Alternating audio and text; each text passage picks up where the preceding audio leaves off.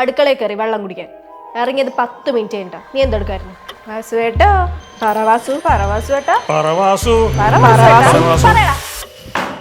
അതെ, ഞാൻ തന്നെ സേവനാഴി മാറ്റി. എല്ലാ ദിവസവും ഇടിയപ്പത്തിന് കുഴച്ച് പിരിച്ച് ആയി വരുമ്പോഴേക്കും എൻ്റെ നടുവെട്ടും. തിരിച്ചാലും തിരിയില്ല, വലിച്ചാലും പോരില്ല. എന്തുവാടാ?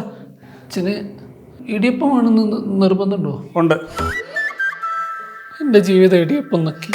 എടാ പൊട്ട, നിനക്ക് ഇത് എന്നോട് പറഞ്ഞാൽ പോരായിരുന്നോ? ഞാൻ നിനക്ക് ഡബിൾ ഹോസിന്റെ ഇൻസ്റ്റന്റ് ഇടിയപ്പം തരൂലേ? 2 മിനിറ്റ് വെള്ളത്തിലിട്ട് വേവിച്ചാ ഇടിയപ്പം റെഡി.